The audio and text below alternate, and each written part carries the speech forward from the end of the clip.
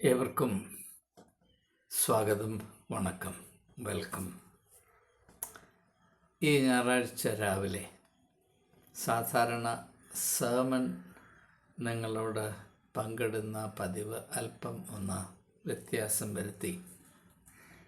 എനിക്ക് വളരെ ഇഷ്ടപ്പെട്ട ഈ അടുത്ത കാലത്ത് പ്രസിദ്ധീകരിക്കപ്പെട്ട ഒരു മലയാള പുസ്തകം, അതൊരു ജീവചരിത്രമാണ്. നിങ്ങളെ പരിചയപ്പെടുത്തുക ആണ് ഉദ്ദേശിക്കുന്നത്. ആ പുസ്തകത്തിൻ്റെ പേര് മനുഷ്യനാൽ അസാധ്യമായത് ദൈവത്താൽ സാധ്യം. മനുഷ്യനാൽ അസാധ്യമായത് ദൈവത്താൽ സാധ്യം. എൻ്റെ ജീവിതകഥകൾ, ദൈവം നടത്തിയ വഴികൾ. ഗ്രന്ഥകർത്താവിൻ്റെ പേര് ഡോക്ടർ MC സിറിയക് എന്നാണ്. ഇതാണ് ആ പുസ്തകം.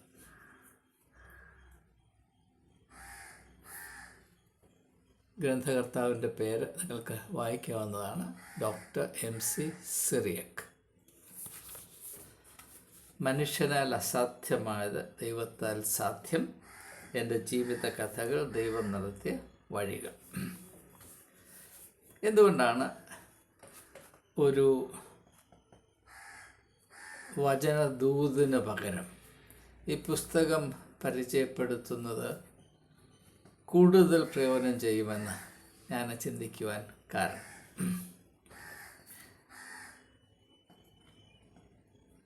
ആത്മകഥ, ഓട്ടോബയോഗ്രഫി എന്ന് പറയുന്നത് നമ്മളധികം ശ്രദ്ധ ചെലുത്തേണ്ട ഒരു സാഹിത്യ കൃതി തന്നെയാണ്.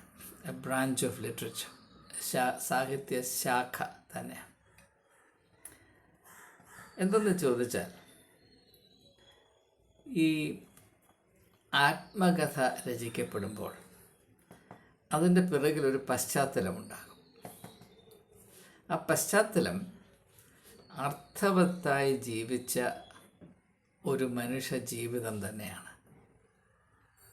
A life that has been lived significantly and meaningfully, fruitfully, and therefore beautifully. ഇതാണ് ഇതിനകത്തെ കാര്യം. ആത്മീയതയുടെ ഏറ്റവും ശ്രദ്ധേയമായ ലക്ഷ്യമായി ഞാൻ മനസ്സിലാക്കുന്നത്, നമ്മെ ഓരോരുത്തരെയും അർത്ഥവത്തായി, ആത്മാഭിമാനത്തോടെ, മനോഹരമായി ജീവിക്കുവാൻ പ്രേരിപ്പിക്കുകയും സഹായിക്കുകയും ചെയ്യുക എന്നുള്ളതാണ്. എന്നാൽ ഈ കാലത്ത് ഭക്തി കൂടുന്തോറും ഫലം നേരെ മറിച്ചാണ്. ഞാൻ ആ വിഷയത്തെപ്പറ്റി അല്ലെങ്കിൽ ആ ദിശയെപ്പറ്റി കൂടുതലായി ഒന്നും സംസാരിക്കാൻ ഉദ്ദേശിക്കുന്നില്ല. ഇത് ഡോക്ടർ സിറിയക് എഴുതിയ പുസ്തകം ഇന്നലെയാണ് തപാൽ മുഖാന്തരം എനിക്ക് ലഭിച്ചത്. ഞാൻ ഏതാണ്ട് 5 മണിയോടുകൂടെ ഇത് വായിക്കാൻ തുടങ്ങി. ഇത് വായിച്ചത് 106 പേജുകൾ ഉള്ള ഈ പുസ്തകം. ഇത് വായിച്ച ശേഷമാണ് ഞാൻ ഇന്നലെ ഉറങ്ങിയത്. കാരണം അത് അത്രമാത്രം അർത്ഥവത്തായ ഒരനുഭവമായി എനിക്ക് തോന്നിയത് കൊണ്ടാണ്. ഞാനൊരു പുസ്തകം വായിക്കണമെങ്കിൽ തന്നെ വായിച്ച ആദ്യത്തെ പേജിൽ നിന്ന് രണ്ടാമത്തെ പേജിലേക്ക് കടക്കണമെങ്കിൽ തന്നെ അതിൻ്റേതായ ഭംഗിയും അതിൻ്റേതായ വിലയും ഉണ്ടായിരിക്കണം. മനുഷ്യ ജീവിതത്തിൽ സമയത്തിന് വളരെയധികം വില കൽപ്പിക്കുന്ന വ്യക്തിയാണ് ഞാൻ. ചെറുപറാന്ന് ഒത്തിരി കാര്യങ്ങൾ ആളുകൾ ഈ കാലത്ത് എഴുതി വിടുന്നുണ്ട്, പക്ഷേ അതൊന്നും വായിച്ചിട്ട് കാര്യമില്ല. സമയം കളയാൻ അല്പം ആർക്കെങ്കിലും താല്പര്യമുണ്ടെങ്കിൽ അത് സഹായിക്കുന്ന വിധത്തിലുള്ള പ്രസിദ്ധീകരണങ്ങളാണ് കൂടുതലും ഉണ്ടാകുന്നത്. എന്നാൽ അർത്ഥവത്തായി ജീവിക്കുന്ന വ്യക്തികളുടെ ജീവിത അനുഭവങ്ങൾ അറിയാൻ കഴിയുന്നത് നമുക്ക് ഏവർക്കും ആന്തരികമായ ശുദ്ധി പ്രാപിപ്പാനും നമ്മുടെ ആത്മീയ ജീവിതത്തിൽ കുറച്ചുകൂടെ പ്രോത്സാഹനവും വിശ്വാസത്തിൻ്റെ ഉൾക്കരുത്തും പ്രാപിപ്പാൻ നമുക്ക് സാധിക്കും. അതുകൊണ്ട് ഇങ്ങനെയുള്ള പുസ്തകങ്ങൾ വായിക്കുകയും ഭവനത്തിലുള്ള മറ്റുള്ളവരെ വായിക്കുവാൻ പ്രേരിപ്പിക്കുകയും ചെയ്യുന്നത് വളരെ ഉചിതമാണ് എന്ന് ഞാൻ ഈ സമയത്ത് സൂചിപ്പിക്കട്ടെ. അതിമനോഹരമായി രചിക്കപ്പെട്ട ഈ പുസ്തകം അത് ആത്മീയമായ താല്പര്യമുള്ളവർക്ക് മാത്രമേ അത് അതിമനോഹരമാണെന്ന് തോന്നാൻ സാധ്യതയുള്ളൂ എന്നുകൂടെ ഞാൻ സൂചിപ്പിക്കട്ടെ.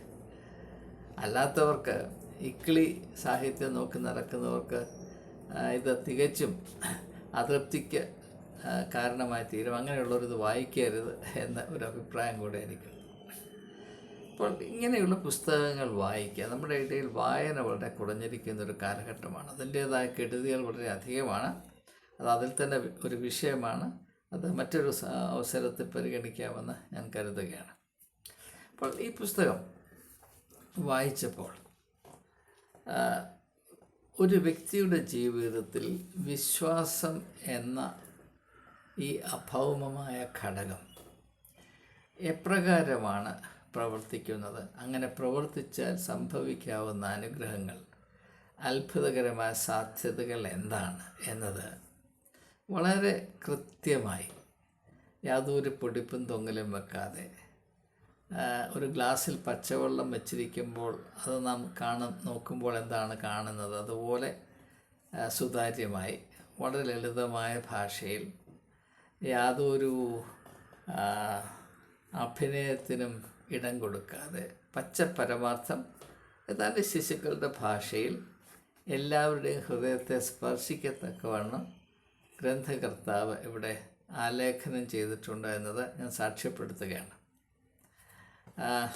ഇതിൽ ഒന്ന് രണ്ട് കാര്യങ്ങൾ ഞാൻ സൂചിപ്പിക്കട്ടെ. ആദ്യമായിട്ട് അദ്ദേഹത്തിൻ്റെ ആമുഖത്തിൽ നിന്ന് ഒന്ന് രണ്ട് വാചകങ്ങൾ വായിച്ചുകൊണ്ട് ആരംഭിക്കുന്നതായിരിക്കും ഉചിതം. ദൈവത്തിന് സ്തോത്രം, ദൈവത്തിന് മഹത്വം. ജീവിതത്തിൻ്റെ വിവിധ അവസരങ്ങളിൽ ദൈവത്തിൻ്റെ അത്ഭുതകരമായ ഇടപെടലുണ്ടായത് ബോധ്യമായതുകൊണ്ട് അവയെ ജനസമക്ഷം പ്രസ്താവിച്ചാൽ അനേകർക്ക് ദൈവത്തിലുള്ള വിശ്വാസവും ആശ്രയബോധവും ഉണ്ടാകുമല്ലോ എന്ന പ്രതീക്ഷയാണ് ഇപ്രകാരം ഗ്രന്ഥം രചിക്കുവാൻ എന്നെ പ്രേരിപ്പിച്ചത്. അപ്പോൾ വളരെ കൃത്യമായ ലക്ഷ്യബോധത്തോടുകൂടെ രചിക്കപ്പെട്ട ഒരു പുസ്തകമാണ്. ഇതിൻ്റെ ഉദ്ദേശം 100% ആത്മീയമാണ്. ലക്ഷ്യത്തോട് അല്ലെങ്കിൽ ഉദ്ദേശത്തോട് നീതി പാലിക്കുന്നതിൽ ഗ്രന്ഥകർത്താവ് വിജയിച്ചിട്ടുണ്ട്, നന്നായി വിജയിച്ചിട്ടുണ്ട് എന്നതാണ് എൻ്റെ പുസ്തകം വായിച്ചതിൽ കൂടെ എൻ്റെ അനുഭവം. നാം പിന്നെയും കുറച്ചുകൂടെ മുൻപോട്ട് പോകുമ്പോൾ പ്രസാദക്കുറിപ്പിൽ എന്നൊരു വാചകം ഞാൻ വായിക്കട്ടെ. 3ാം ക്ലാസ്സിൽ പഠിക്കുമ്പോൾ സ്കൂളിൽ രജിസ്റ്ററിൽ നിന്നും പേര് നീക്കം ചെയ്ത വിദ്യാർത്ഥിയുടെ പേര് MC സിറിയക് എന്നായിരുന്നു. 10ാമത്തെ വയസ്സിൽ തറവാട് വീട്ടിൽ നിന്നും ഇറങ്ങി കുടിയാൻ താമസിച്ചിരുന്ന കുടിലിൽ പാർത്തതും അതേ സിറിയക്കായിരുന്നു. 15ാം വയസ്സിൽ പ്രശസ്തമായ നിലയിൽ SSLC പാസ്സായി അധ്യാപകരുടെ പ്രശംസകൾ ഏറ്റുവാങ്ങി കോളേജ് വിദ്യാർത്ഥിയായി പാലായിൽ പോയതും മറ്റാരുമായിരുന്നില്ല. തിരുവനന്തപുരത്ത് മറൈൻ ബയോളജി ആൻഡ് ഓഷ്യനോഗ്രഫി ഡിപ്പാർട്ട്മെൻറ്റിൽ ഓഫീസർ തസ്തികയിൽ ജോലി ചെയ്ത BSc ബിരുദധാരിയുടെ പേരും അത് തന്നെയായിരുന്നു. 1972 കോട്ടയം മെഡിക്കൽ കോളേജിൽ നിന്നും ഡോക്ടറായി പുറത്തിറങ്ങി ആതുര സേവനം തൊഴിലാക്കിയ ദൈവപ്രസാദമുള്ള മനുഷ്യൻ്റെ പേരും സിറിയക്ക് എന്നാണ്. ഇത് സക്കറിയ കുര്യൻ അക്ഷരനാഥം എന്ന പബ്ലിഷിംഗ് കമ്പനിക്ക് വേണ്ടി അദ്ദേഹം എഴുതിയതാണ്. ഇനിയും ഡോക്ടർ ജോഷുവ മാർ ഇഗ്നാത്യോസ് ഇതിൻ്റെ അവതാരിക എഴുതുമ്പോൾ അവസാനമായിട്ട് അതിൻ്റെ അവസാന ഭാഗം മാത്രം ഞാൻ വായിക്കും. ആദരവോടെ ഈ മനുഷ്യസ്നേഹിയെ ഞാൻ വിലമതിക്കുന്നു. ആദർശശുദ്ധിയും സാമൂഹ്യ പ്രതിബദ്ധതയും ദൈവാശ്രയബോധവും വ്യക്തിത്വത്തിൽ കാത്തുസൂക്ഷിക്കുന്ന ഡോക്ടർക്ക് തൻ്റെ ജീവിതയാത്ര തുടരുവാൻ സർവശക്തൻ അനുഗ്രഹിക്കട്ടെ. വളച്ചുകെട്ടില്ലാത്ത ശൈലിയിൽ ജീവിതത്തിൻ്റെ നേർരേഖയാണ് ഈ പുസ്തകം. ഡോക്ടറെ അടുത്തറിയുവാനും അദ്ദേഹത്തിൻ്റെ കരുണയുടെ മുദ്ര ഡോക്ടറുടെ ജീവിത വഴികളിൽ തിരിച്ചറിയുവാനും ഈ ഗ്രന്ഥത്തിലൂടെ നമുക്ക് സാധിക്കും. സത്ഫലങ്ങൾ പുറപ്പെടുവിച്ച് നമ്മുടെ വായനാനുഭവത്തെ പുസ്തകം വിശുദ്ധീകരിക്കട്ടെ. ജോഷുവ മാർ ഇഗ്നാത്യോസ് തിരുമേനിയുടെ ഈ വാക്കുകൾ വളരെ അന്വർത്ഥമാണ്. അതുകൊണ്ടാണ് ഞാനത് വായിച്ചത്. ഇനി ഈ പുസ്തകത്തിൻ്റെ അവസാന ഭാഗത്തേക്ക് കടന്നു വരുമ്പോൾ ഞാൻ അദ്ദേഹത്തിൻ്റെ അവസാനത്തെ അതിന് മുൻപ് 100ാമത്തെ പേജിൽ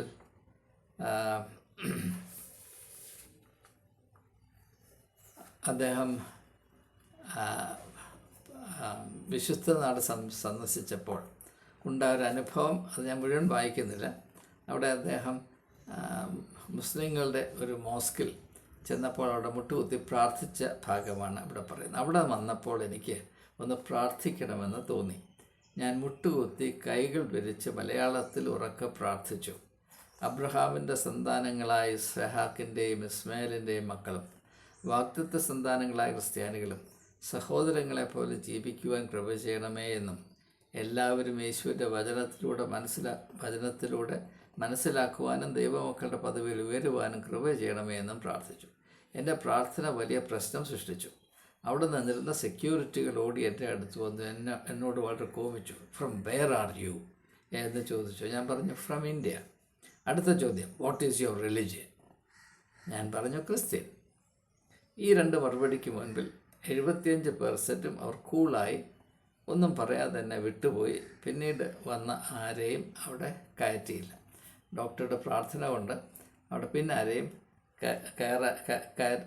കയറ്റിയില്ല എന്ന് അദ്ദേഹം, ഒരു ശിശു എപ്രകാരമാണ് കാര്യങ്ങൾ അവതരിപ്പിക്കുന്നത് അപ്രകാരം തന്നെയാണ് അദ്ദേഹം പറയുന്നത്. ഈ പുസ്തകത്തിൻ്റെ ഏറ്റവും അവസാനത്തെ പാരഗ്രാഫിൽ കൂടെ വായിച്ചിട്ട് ബാക്കിയുള്ള കാര്യം, മനുഷ്യനാൽ അസാധ്യമായത് സാധ്യം. അത് ഈ പുസ്തകത്തിൻ്റെ ഒരു ഗൈഡിങ് തോട്ടാണ്. ഇതിനെ ആകമാനം വഴി നടത്തുന്ന വെളിച്ചമാണ്.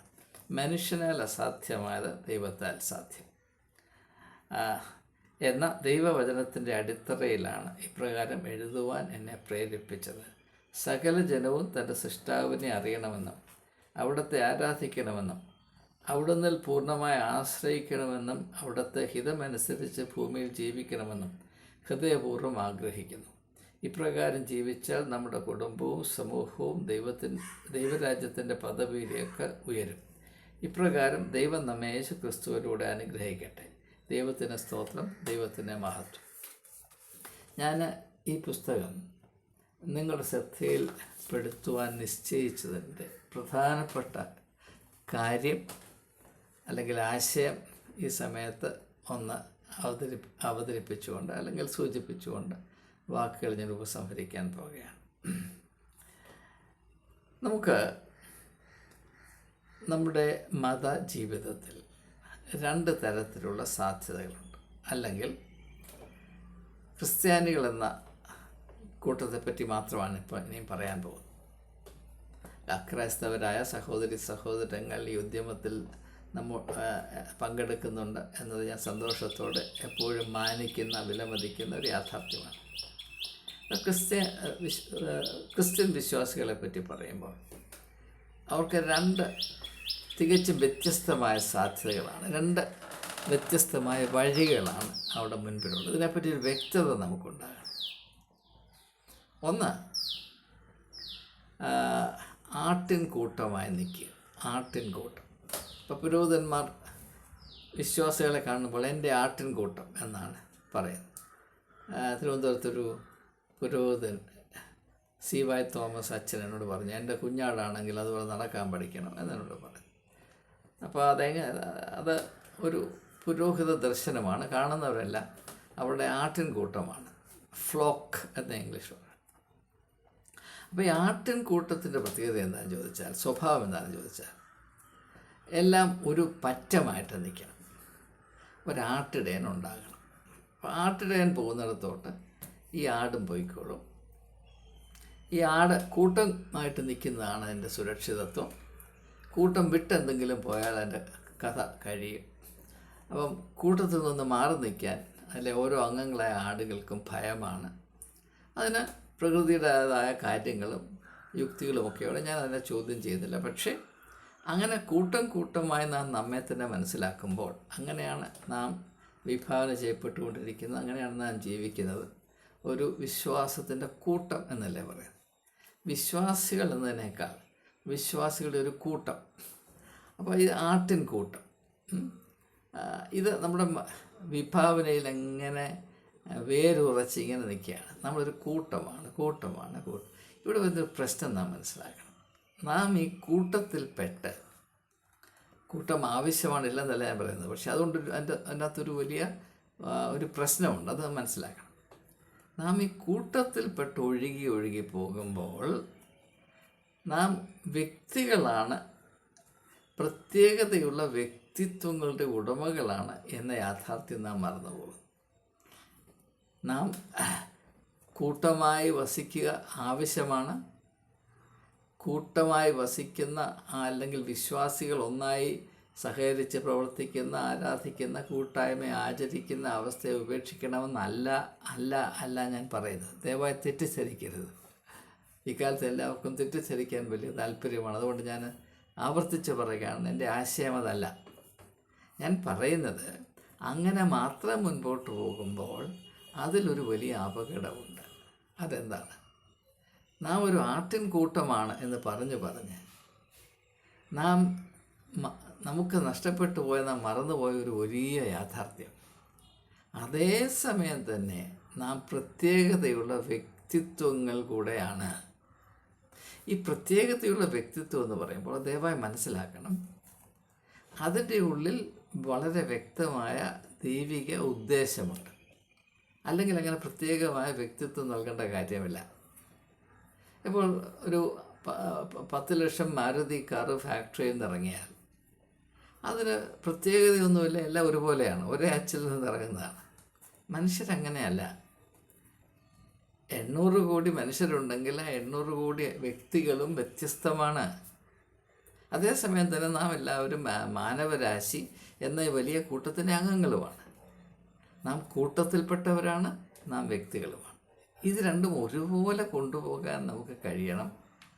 അത് എളുപ്പമല്ല എങ്കിലും അത് വളരെ ശ്രദ്ധ അർഹിക്കുന്ന, ഒരിക്കലും തുച്ഛീകരിക്കരുതാത്ത ഒരു വലിയ ആത്മീയമായ ലക്ഷ്യമാണിത്. മനുഷ്യ വ്യക്തിത്വത്തിൻ്റെ വില, മാഹാത്മ്യം, സാധ്യത, അതിൻ്റെ അത്ഭുതകരമായ രഹസ്യങ്ങൾ, ഇവയെ മാനിക്കുക എന്നതാണ് ആത്മീയതയുടെ ഒരു അടിസ്ഥാന അച്ചടക്കം. അതിനെ മുഴുവനും റദ്ദ് ചെയ്തുകൊണ്ടാണ് വിശ്വാസികൾ എന്ന് പറഞ്ഞാൽ ആടാണ്, മാടാണ്, കൂട്ടം, ആട്ടിൻകൂട്ടം എന്നൊക്കെ പറഞ്ഞ് മതത്തിൻ്റെ അവസ്ഥയിൽ വരുമ്പോൾ നമുക്ക് വ്യക്തിത്വം ഉണ്ടാകരുത്. അതേസമയം തന്നെ ഞായറാഴ്ച കഴിഞ്ഞ് തിങ്കളാഴ്ച തൊട്ട് ആരംഭിക്കുന്ന ആഴ്ചവട്ടത്തിൽ നാം എവിടെ പോയാലും നമുക്ക് വ്യക്തിത്വമുണ്ടോ ഇല്ലയോ എന്നാണ് പ്രശ്നം. ഉദാഹരണമായിട്ട് നിങ്ങളൊരു ഇൻ്റർവ്യൂവിന് പോകുന്നു. നിങ്ങൾ സെലക്ട് ചെയ്യപ്പെടണമെന്ന് നിങ്ങൾക്ക് താല്പര്യമുണ്ട്. ഏത് അടിസ്ഥാനത്തിലാണ് നിങ്ങൾ സെലക്ട് ചെയ്യപ്പെടേണ്ടത്? നിങ്ങളെ ഒരു ജോലിക്ക് വേണ്ടി, ഇപ്പോൾ നമുക്കറിയാം ജോലി കിട്ടാൻ പ്രയാസമാണ്. ഒരു പ്യൂണിൻ്റെ തസ്തിക അനൗൺസ് ചെയ്താൽ അവിടെ ഒരു 10,000 പേര് ക്യൂ നിൽക്കും. അങ്ങനെ ഒരു സ്ഥലത്ത് നിങ്ങൾ വേണ്ട ഒരു അധ്യാപകൻ്റെ ജോലി അല്ലെങ്കിൽ ഒരു സെക്ഷൻ ഓഫീസറുടെ ജോലി, അത് ഇൻ്റർവ്യൂ മുഖാന്തരമാണ് അവസാനമായിട്ട് തീരുമാനിക്കുന്നതെങ്കിൽ നിങ്ങൾ അവിടെ പോയി ഇൻ്റർവ്യൂ ബോർഡിൻ്റെ മുമ്പിലിരിക്കുമ്പോൾ നിങ്ങൾക്ക് വില കൽപ്പിക്കപ്പെടുന്നത് നിങ്ങൾ ഇന്ന കൂട്ടത്തിൽപ്പെട്ട ആളെന്ന് വെച്ചിട്ടാണോ, അതോ നിങ്ങളുടെ വ്യക്തിപരമായ ഗുണങ്ങൾ ആസ്പദമാക്കിയാണോ? നിങ്ങൾ ചിന്തിച്ച് നോക്കൂ. നിങ്ങളുടെ ജീവിതത്തിൽ നിങ്ങൾക്ക് പ്രയോജനം ചെയ്യുന്നത് നിങ്ങളുടെ വ്യക്തിപരമായ ഗുണങ്ങളും മേന്മകളും കഴിവുകളും സാധ്യതകളുമാണ്. എന്നാൽ അതേസമയം തന്നെ നിങ്ങളുടെ വ്യക്തിപരമായ ഗുണങ്ങളും മേന്മകളും സാധ്യതകളും വളർത്തിയെടുക്കുന്നതിൽ നിങ്ങൾ ഉൾപ്പെട്ടിരിക്കുന്ന കൂട്ടത്തിന് സംഭാവന നൽകാൻ കഴിയും, സംഭാവന നൽകും എന്നതിന് യാതൊരു ഗ്യാരണ്ടിയുമില്ല. അങ്ങനെ കഴിയണം. അങ്ങനെയുള്ള കൂട്ടത്തിൽ അംഗത്വം പ്രാപിച്ചെങ്കിൽ മാത്രമേ നമുക്ക് എന്തെങ്കിലും ഗുണമുള്ളൂ. അല്ലാതെ ആടിൻ്റെ കൂടെ പോയി നിന്നാൽ, നമ്മളൊരു 100 ആടിൻ്റെ കൂടെ 10 വർഷം ഒറ്റക്കാലം നിന്നാൽ നമുക്കൊരു പ്രയോജനവുമില്ല. അതുകൊണ്ടാണ് സഭാ ജീവിതത്തിൽ കൂടെ ഇന്നാരും വളരുകയോ അവിടെ എന്തെങ്കിലും നന്മ തിരിച്ചറിയുകയോ ചെയ്യാൻ കഴിയാതെ ഈ ആടുമായിട്ട് നമ്മളിങ്ങനെ നിൽക്കുമ്പോൾ അതുകൊണ്ട് സംഭവിക്കുന്ന വലിയ വലിയ ഇടിവുകൾ നാം മനസ്സിലാക്കണം. അപ്പോൾ ഈ ഒരു വലിയ വ്യത്യാസം, ഇതിനെപ്പറ്റി ഡോക്ടർ സിറിയക് വളരെ വ്യക്തമായി സംസാരിക്കുന്നില്ല. പക്ഷേ ഈ പുസ്തകത്തിൽ ആകമാനം ഞാനിത് വായിച്ചപ്പോൾ ആദ്യം മുതൽ അവസാനം വരെ എൻ്റെ മനസ്സിൽ കടന്നു വന്ന ചിന്ത ഇതാണ്. ഇതാ ഒരു വ്യക്തി, അദ്ദേഹം വളരെ ആത്മാർത്ഥമായ സത്യസന്ധമായ തൻ്റെ സഭയോട് ചേർന്ന് കത്തോലിക്കനാണ്, കത്തോലിക്ക സഭയിലെ അംഗമാണ്. അദ്ദേഹം വളരെ ആത്മാർത്ഥമായി വിനയത്തോടുകൂടെ അച്ചടക്കത്തോടുകൂടെ തൻ്റെ സഭയോട് സഹകരിച്ച് പ്രവർത്തിക്കുന്നു. അതേസമയം തന്നെ അദ്ദേഹത്തിന് ദൈവം നൽകിയ താലന്തുകൾ വ്യക്തിപരമായ ചുമതലയിൽ, വ്യക്തിപരമായ ഇനീഷ്യേറ്റീവിൽ, നിരന്തരം പ്രവർത്തിച്ച് പ്രയോജനപ്പെടുത്തി വളർത്തി അത് മറ്റുള്ളവർക്ക് അനുഗ്രഹമാക്കി തീർക്കത്തക്കവണ്ണം അദ്ദേഹം അധ്വാനിച്ചു കൊണ്ടേയിരിക്കുന്നു. അത് അദ്ദേഹത്തിൻ്റെ വ്യക്തിപരമായ ആത്മീയ യാത്രയാണ്. അല്ലാതെ ഒരു ആട്ടിൻ കൂട്ടമായി നിന്നാൽ ഇതൊന്നും നടക്കത്തില്ല. ആ ഒരു ശ്രദ്ധേയമായ വശം ഇതിൽ അദ്ദേഹം അറിയാതെ തന്നെ രേഖപ്പെടുത്തിയിട്ടുണ്ട്. ഇതെന്നെ നന്നെ ചിന്തിപ്പിക്കുന്ന കാര്യമാണ്. ഞാൻ എൻ്റെ ജീവിതത്തിൽ ഇപ്പോൾ മാത്രമല്ല എക്കാലത്തും ഞാൻ പ്രാധാന്യം കൽപ്പിച്ചിട്ടുള്ള ഒരു മർമ്മം തന്നെയാണിത്. നമുക്ക് ഓരോരുത്തർക്കും നമ്മെ ഏൽപ്പിച്ചിട്ടുള്ള താലന്തുകൾ അതിൻ്റെ പൂർണ്ണതയിൽ വളർത്തിയെടുത്ത് വ്യക്തിപരമായ ലക്ഷ്യബോധത്തോടെ ദൈവത്തോടുള്ള ഉത്തരവാദിത്വ ബോധത്തിൽ വളർത്തുവാനും പ്രയോജനപ്പെടുത്തുവാനും അത് മറ്റുള്ളവർക്ക് അനുഗ്രഹമാക്കി പ്രയോഗിക്കുവാനും കടമയുണ്ട്. അതിൻ്റെ പേരാണ് വിശ്വാസ ജീവിതം എന്നുള്ളത്. ആടും മാടുവാൻ നിന്നാൽ എന്ത് വിശ്വാസമാണുള്ളത്? അപ്പോൾ യഥാർത്ഥത്തിൽ ക്രിസ്തീയ വിശ്വാസ ജീവിതത്തിൻ്റെ 2 തട്ടങ്ങൾ, 2 വശങ്ങൾ, 2 മുഖങ്ങൾ. അതായത് അതിന് വിശ്വാസികളുടെ കൂട്ടം, വിശ്വാസത്തിൻ്റെ ഒരു പാരമ്പര്യം, വിശ്വാസത്തെ തലമുറകൾക്ക് കൈമാറ്റം ചെയ്യുന്ന ഒരു ക്രമീകരണം, ഇതൊക്കെ ആവശ്യമാണ്. പക്ഷേ ഇതുകൊണ്ട് മാത്രം നിന്ന് പോയാൽ ഫലം ശൂന്യം. അതിൽ നിന്ന് വ്യക്തികൾ അവർക്ക് ഓരോരുത്തർക്കായി നൽകപ്പെട്ടിരിക്കുന്ന പ്രത്യേകതയുള്ള താലന്തുകളുടെ വിലയും സാധ്യതയും തിരിച്ചറിഞ്ഞ് അവർ നന്നേ അധ്വാനിച്ച് അവയുടെ സാധ്യതകൾ കണ്ടെത്തി അത് ദൈവനാമ മഹത്വത്തിനും സഹജീവികളുടെ നന്മയ്ക്കുമായി നിസ്വാർത്ഥമായി പ്രയോജനപ്പെടുത്തിക്കൊണ്ടേയിരിക്കുന്ന ആ ദൗത്യ ജീവിതമാണ് യഥാർത്ഥത്തിൽ ആധികാരികമായ ആത്മീയ ജീവിതം. ഇത് സൂചിപ്പിച്ചുകൊണ്ടാണ് യേശു, ഇത് ഉദ്ദേശിച്ചുകൊണ്ടാണ് യേശു താലന്തുകളുടെ ഉപമ പഠിപ്പിച്ചിട്ടുള്ളത് എന്ന് ഞാൻ മുൻപ് 2 വീഡിയോയിൽ വളരെ വിശദമായി പറഞ്ഞിട്ടുണ്ട്. അതിൻ്റെ ഉള്ളടക്കം ഞാനിവിടെ ആവർത്തിക്കുന്നില്ല. അപ്പോൾ ആ ഒരു പരമമായ ആത്മീയ സത്യത്തിൻ്റെ നമ്മുടെ സമകാലീന ആവിഷ്കാരമാണ് ഡോക്ടർ സിറിയക്കിൻ്റെ ജീവിതം. അതുകൊണ്ട് ആ ജീവിതത്തെ ആസ്പദമാക്കി ഇപ്രകാരം ഒരു പുസ്തകരചന നടന്നതിൽ ഞാൻ സന്തോഷിക്കുന്നു. അത് നിങ്ങൾക്ക് പ്രയോജനമായി തീരണമെന്ന് ഞാൻ താല്പര്യപ്പെടുന്നു. അതുകൊണ്ടാണ് ഈ വീഡിയോ ഞാൻ ചെയ്യുന്നത് എന്ന് പറയാതെ തന്നെ അവർക്കും അറിയാവുന്നതാണ്. എനിക്കല്ലാതെ അദ്ദേഹത്തോടോ അദ്ദേഹത്തിന് എന്നോടോ ഒരു കടപ്പാടുമില്ല. ഞാൻ അദ്ദേഹത്തെ കണ്ടിട്ട് പോലുമില്ല. ഫോണിൽ 2 തവണ സംസാരിച്ചിട്ടുണ്ട്. എനിക്ക് അദ്ദേഹത്തോട് ഈ പുസ്തകം രചിച്ച് നമുക്ക് അനുഗ്രഹമായി തീർത്തക്കവണ്ണം നൽകിയാൽ അദ്ദേഹത്തോടുള്ള എൻ്റെ നന്ദി ഞാൻ ഈ സമയത്ത് രേഖപ്പെടുത്തുകയാണ്. നിങ്ങൾ ഏവരും ഈ പുസ്തകം വായിക്കണമെന്ന് ഞാൻ താല്പര്യപ്പെടുന്നു. ഞാൻ നിങ്ങളെ അതിനെ പ്രോത്സാഹിപ്പിക്കുന്നു. അദ്ദേഹത്തോട് ബന്ധം പുലർത്തുവാൻ താല്പര്യമുള്ളവർക്ക് അദ്ദേഹത്തിൻ്റെ ഫോൺ നമ്പർ ഞാൻ പറയാം. അദ്ദേഹത്തിൻ്റെ പേര് ഞാൻ പറഞ്ഞല്ലോ, MC സിറിയക്, ഡോക്ടർ MC അദ്ദേഹത്തിൻ്റെ ഭാര്യയും ഒരു ഡോക്ടറാണ്, ഡോക്ടർ മേരിക്കുട്ടി. അവർ കോട്ടയം മെഡിക്കൽ കോളേജിൽ ഗൈനക്കോളജി ഡിപ്പാർട്ട്മെൻറ്റ് ഹെഡ് ഡിപ്പാർട്ട്മെൻറ്റായി റിട്ടയർ ചെയ്തു. അപ്പോൾ വളരെ ആത്മാർത്ഥതയോടുകൂടെ ആത്മീയ ദർശനത്തോടുകൂടെ ആതുര ശുശ്രൂഷ ഏർപ്പെട്ടിരിക്കുന്ന അനുഗ്രഹിക്കപ്പെട്ട ഒരു കുടുംബമാണിത്. ഡോക്ടറെ നിങ്ങൾക്ക് കോൺടാക്റ്റ് ചെയ്യണമെങ്കിൽ ചെയ്യണം എന്ന ഒരു അഭിപ്രായമാണ് എനിക്കുള്ളത്. അതുകൊണ്ടാണ് ഞാൻ ഈ നമ്പർ നിങ്ങൾക്ക് തരുന്നത്. ദയവായി നമ്പർ എഴുതിയെടുക്കുക. 9444425001. ഒന്നുകൂടെ ആവർത്തിക്കട്ടെ. 9444725001. ഡോക്ടർ സിറിയക്. അപ്പോൾ ഇനിയും ഏതെങ്കിലും ഒരു ദിവസം അദ്ദേഹവുമായുള്ള ഒരു സംഭാഷണം നിങ്ങളുമായി പങ്കിടുവാൻ ഞാൻ താല്പര്യപ്പെടുന്നുണ്ട്. അദ്ദേഹം കോട്ടയത്താണ് വസിക്കുന്നത് കൊണ്ട് 78 വയസ്സുള്ള അദ്ദേഹത്തിന് ഇവിടെ വരാൻ പ്രയാസമാണ്. അതുകൊണ്ട് എപ്പോഴാണിത് സംഭവിക്കുക? ഏതായാലും അദ്ദേഹത്തെ പരിചയപ്പെടുവാനും ഈ പുസ്തകം വായിക്കുവാനും ഇടയായത് ഞാൻ സന്തോഷിക്കുന്നു. ഒരിക്കൽ കൂടെ നിങ്ങളേവരും ഈ പുസ്തകം വാങ്ങിക്കുകയും വായിക്കുകയും ചെയ്യണം എന്ന് പ്രേരിപ്പിച്ചുകൊണ്ട്, താല്പര്യം പ്രകടിപ്പിച്ചുകൊണ്ട് വാക്കുകൾ ഉപസംഹരിക്കുന്നു. എല്ലാവർക്കും എൻ്റെ ഹൃദയം നിറഞ്ഞ ആശംസകൾ.